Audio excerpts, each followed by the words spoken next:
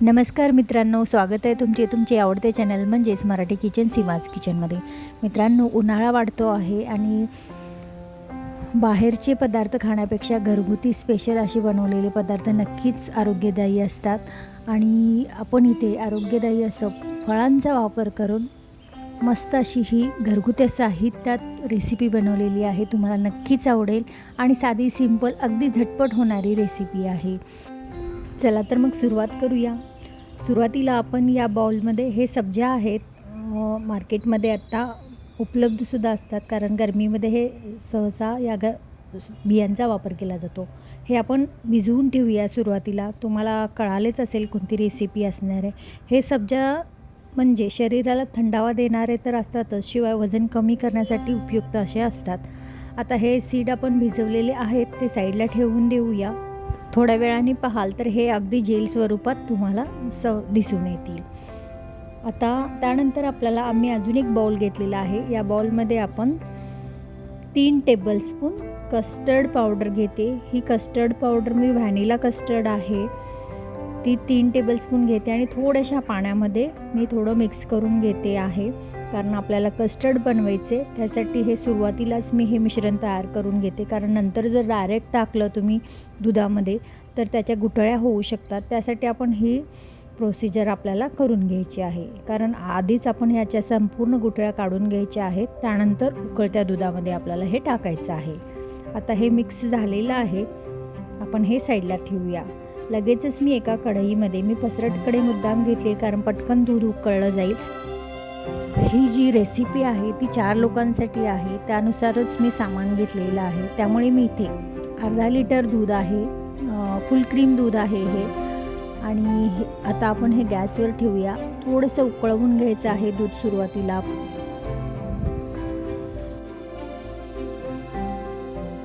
याच्यामध्ये आपण 1/4 कप साखर घालून घ्यायची आहे। साखर घातल्यानंतर थोडंसं मिक्स करून घेऊया, म्हणजे साखर पटकन विरघळली जाईल। दूध तसं कोमट झालेलेच आहे, थोड्याच वेळात दुधाला आता उकळी येईल। त्यानंतर आपण जे कस्टर्डचं मिक्स करून घेतलं पावडर आपण पाण्यामध्ये, ती पावडर याच्यामध्ये घालायचे आणि एकसारखं कंटिन्यूस हलवत राहायचे, म्हणजे दुधाच्या गुठळ्या होणार नाहीत। थोडंसं म्हणजे घट्टसर होत आल्यानंतर गॅस बंद करायचे, म्हणजे किंचित मध्यम आचेवर या दुधाला ते मिश्रण घातल्यानंतर घट्ट झाल्यानंतर बंद करायचं आहे गॅस। जर जास्त वेळ ठेवलात तर कस्टर्ड एकदमच घट्ट होऊन जाईल, त्यासाठी थोडंसं घट्टसरपणा आल्यानंतर तुम्ही लगेचच गॅस बंद करायचं आहे। पहा, दूध उकळत आलं होतं, मी घातलेलं आहे हे कस्टर्डचं मिश्रण।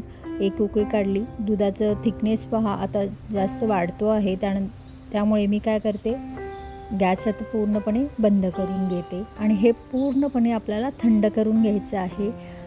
थोडा वेळ फॅनखाली थंड करण्यासाठी ठेवा, त्यानंतर लगेचच तुम्ही फ्रीजमध्ये थंड करण्यासाठी हे मिश्रण ठेवून द्यायचं आहे, कारण पूर्णपणे आपल्याला या ज्या रेसिपीमध्ये थंडगार रेसिपी असल्यामुळे सर्व वस्तू आपल्याला थंड करूनच इथे वापरायच्या आहेत।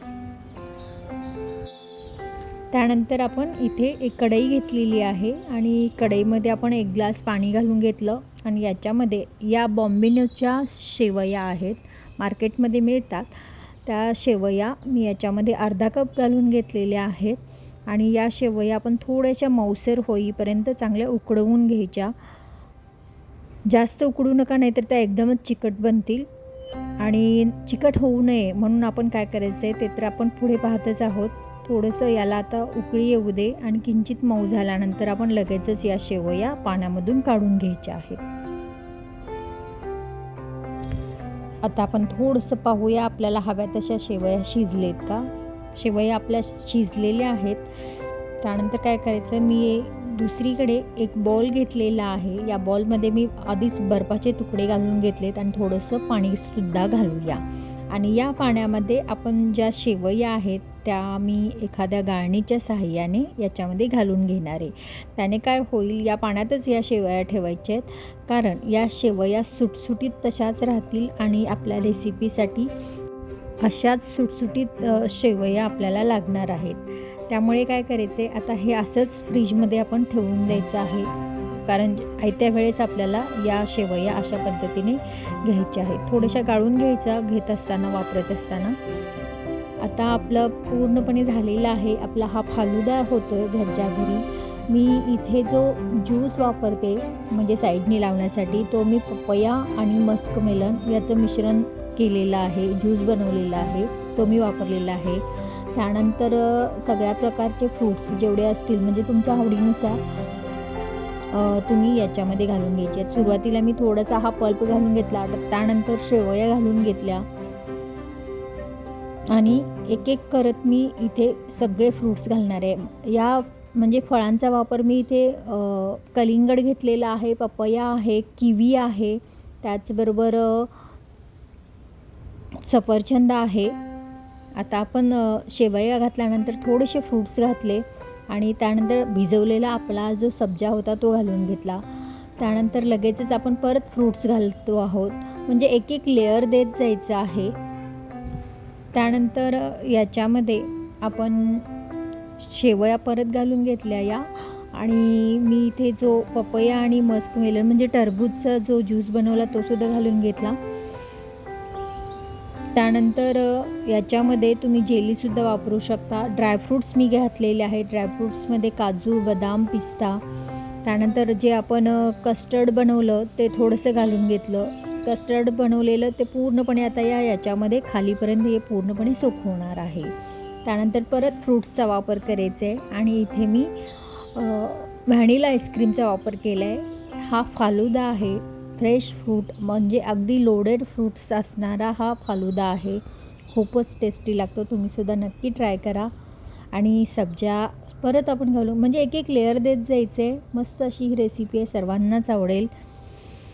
वरून आपण व्हॅनिलाचा एक अमूलचं व्हॅनिला आईस्क्रीम मी आणलं होतं, त्याचा स्कूप आपण वरून घालायचा आहे. आणि त्यानंतर मस्त असं माझ्याकडे ड्रायफ्रूट्सचे काप मी करून घेतलेले आहेत. त्यानंतर स्ट्रॉबेरी आहे त्याने सजवून घेणार आहे आणि त्याचबरोबर टुटी फ्रुटीसुद्धा वरून घालून घेणार आहे. म्हणजे तुमच्याकडे कोणत्या प्रकारचे फ्रूट्स आहेत त्या फ्रूट्सचा वापर करून तुम्ही अशा पद्धतीने घरच्या घरी मस्त आणि अगदी हेल्दी असा हा फालुदा तयार करू शकता.